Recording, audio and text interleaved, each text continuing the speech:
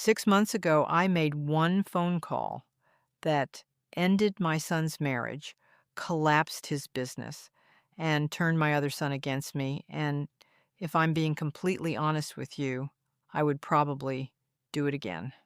I made a new account just to write this down because there isn't a single person in my real life I could say it to out loud, and I think I need to say it to someone, even if that someone is just a screen full of strangers who'll forget about me by tomorrow.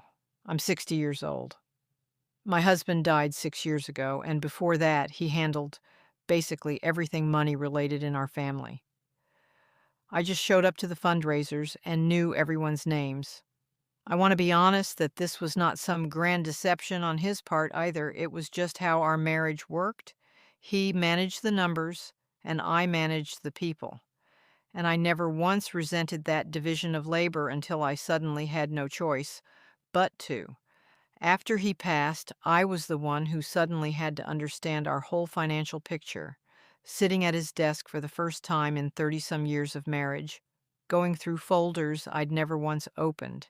And I won't lie to you, some of what I found out about how family looks out for family actually worked in this family was not great.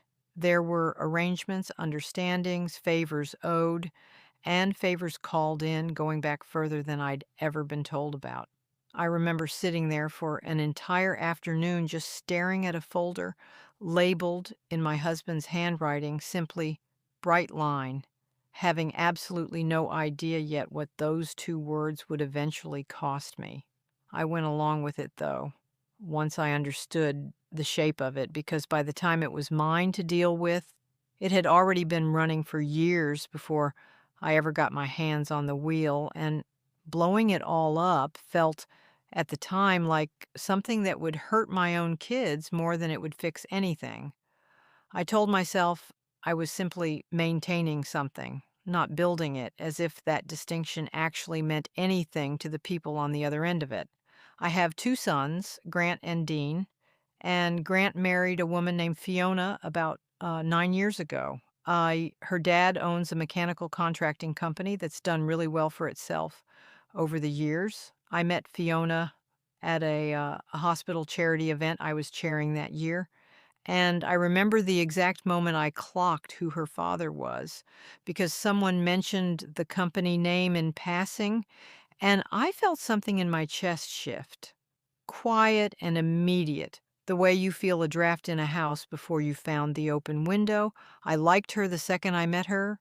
Genuinely, I want that on the record because I think it's important. She was smart and capable, ran compliance for her father's whole business, asked good questions, remembered small details about people she'd only just met. I invited her and Grant to dinner within the month, and I remember telling her at that table that she was practical, that she was exactly what this family needed. I meant it as a compliment. If I'm being honest with you, though, some part of me also meant it the way you describe a good hire. And I think I knew that even as the words were coming out of my mouth, watching her smile at me across the table, like she'd just been welcomed somewhere warm. Over the years that followed, a handful of people connected to my side of the family ended up working at Fiona's dad's company. A nephew here, someone's cousin there, all through channels that look completely normal on paper, referrals, interviews, nothing anyone could point to and call wrong. The first one was a nephew of mine, a quiet kid with an unremarkable resume, and I remember feeling almost nervous submitting his name, waiting to see if anyone would ask questions about it. Nobody did. He got hired through the normal process. Fiona signed off on his onboarding paperwork herself as a matter of routine, and I remember exhaling that night like I'd passed some test I hadn't fully admitted to myself I was taking. After that first one went smoothly, it got easier every time, the way most things do once you've done them once without consequence. A scheduling clerk who happened to be a goddaughter of mine, an accounts payable associate whose mother I played tennis with on Tuesdays. Each one thin on paper, each one warm and personal in conversation. each one processed by an HR director who, I should mention, came to that company on my own glowing recommendation after the previous HR manager retired rather suddenly with a severance package I don't believe anyone remembered actually approving. I helped make most of those connections happen myself, and I'm not going to sit here and pretend otherwise.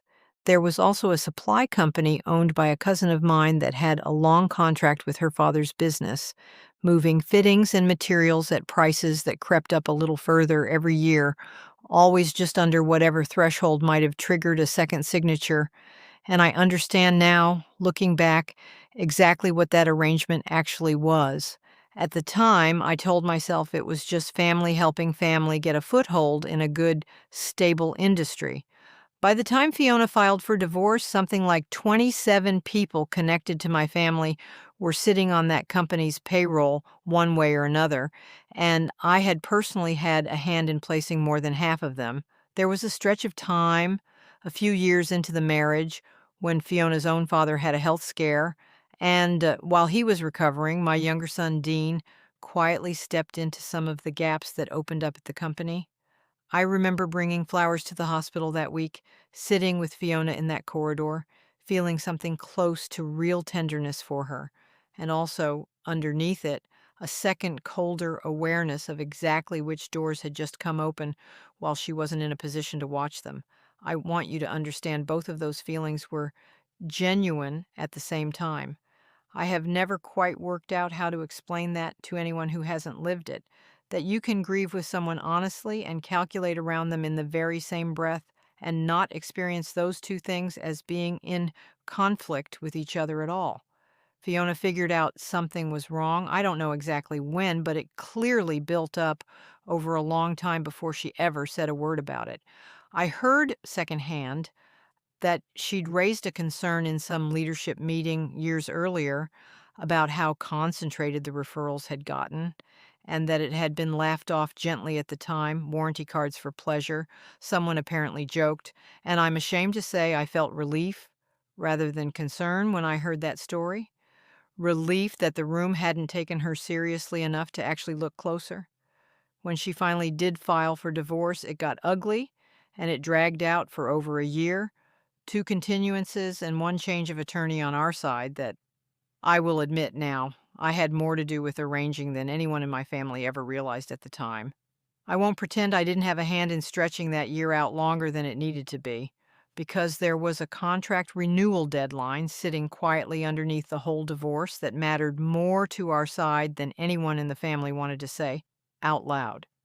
Every delay in that courtroom pushed us closer to a date where the contract would simply renew itself automatically for another 5 years, no matter what happened to my son's marriage.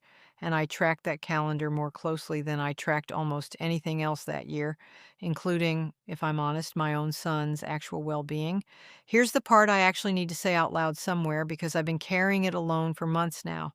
About 2 months before everything finally came apart, I was at Grant's house for Sunday dinner, and he stepped into the next room to take a call he clearly thought was private, and I only caught it because I'd gone looking for a second bottle of wine in the cabinet nearest that doorway. He was talking to his late father's estate lawyer, not mine, in a tone I recognized instantly because it was the exact tone I use myself when I'm managing a conversation rather than having one. He was talking about restructuring our family trust once the divorce was finalized, not to protect the family, to quietly consolidate control between himself and his brother, with a lot less discretion left for me than I'd had for the past 6 years. I stood in that hallway with an unopened bottle of wine in my hand for what felt like a very long time. Me, the woman who had spent 6 years since her husband died holding this entire family together, taking every panicked phone call, cleaning up every single mess any of them made, was about to get quietly voted off my own family's finances the moment that divorce paperwork dried by my own son, in a conversation he never intended for me to hear, using a lawyer I'd never even been told he'd retained. I sat with that for 3 days before I did anything about it, and I want to describe what those 3 days actually looked like because I think that's the part people find hardest to believe that there was ever a real decision being made at all, rather than some cold, instant plot. I barely slept. I made lists on the back of envelopes the way I make lists for everything, weighing what I'd keep and what I'd lose depending on which way I moved. I called my sister once, started to tell her, and lost my nerve halfway through the second sentence. By the third night, I'd stopped weighing anything and simply knew what I was going to do. The way you know a decision has already been made somewhere below the part of you that still pretends to be deciding.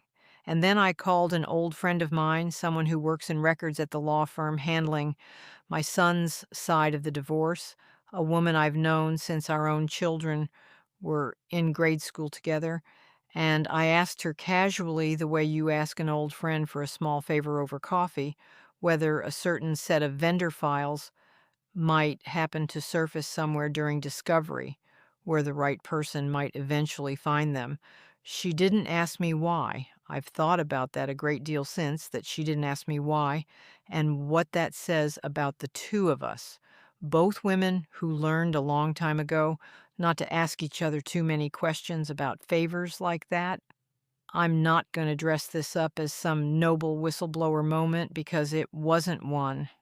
I didn't do it to help Fiona.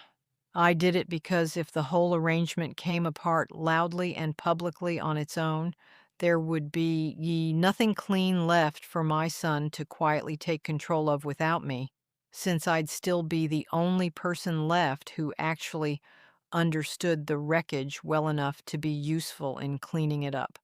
A burning house is a lot harder to redecorate without the one person who remembers where all the old wiring is.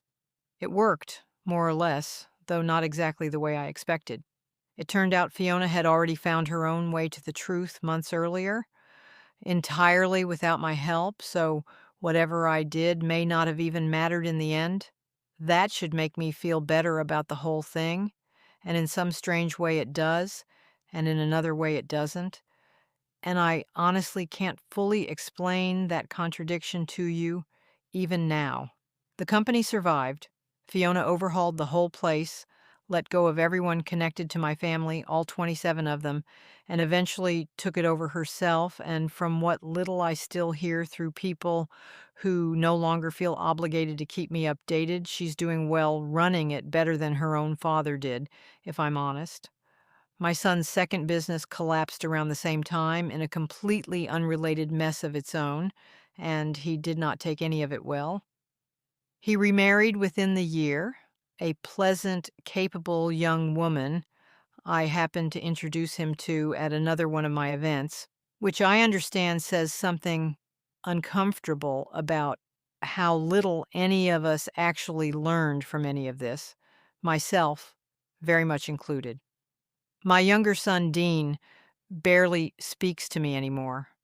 I think he suspects I had something to do with the leak, though he's never once said it to my face. He just goes quiet whenever it comes up, and somehow that's worse than if he'd just come out and accused me directly. He didn't come to Thanksgiving this year, sent a text about a work conflict that I don't fully believe, and I spent that whole holiday alone in a dining room set for 8, eating a smaller version of a meal I'd made out of habit before I remembered, halfway through cooking it, that there was no one coming. I haven't told a single person in my real life what I actually did. My friends think I'm simply a grieving mother watching her son's marriage and business fall apart around her, and that part is true. It's just not the whole truth. And I don't know how I'd even begin to explain the rest of it to any of them without losing every one of them at once. I keep waiting to feel guilty about it, and mostly what I feel instead is relief. Relief that I'm not the one who got quietly phased out of her own family's decisions at 60 years old after 6 years of holding everything together by myself. I know how that sounds. I've said it to myself a dozen different ways, trying to make it sound better, and it never quite does. Some nights I lie awake and think about the version of this story where I just talked to my son directly instead of making that phone call, sat him down the way I used to when he was small and had done something he knew was wrong, and asked him plainly what he thought he owed me after 6 years of me holding this family together by myself. I honestly don't know if that version was ever actually available to me, or if I'd simply spent so many years managing this family instead of talking to it that talking to it directly had quietly stopped being something any of us knew how to do, myself included, long before that phone call ever happened. I think about my own mother sometimes too in all of this, though she's been gone almost 20 years now and never knew a thing about any of it. She ran a small shop of her own for most of her life, and I remember, as a girl, watching her hand over money to relatives who never quite paid it back, always smiling, always saying family helps family, and I used to think, watching her, that I would never let myself be quite that soft. I'm not sure some nights that I ended up being harder in any way that actually helped anyone, myself included. I think I just learned to make the softness look like something else. I don't have a neat way to end this. I did something that protected me and wrecked people I love in the same motion. And I'm still not sure months later whether that makes me someone who finally stood up for herself, or just the latest person in a long line of people in this family who decided their own survival mattered more than anyone else's. Maybe it's both. I think most days it's both.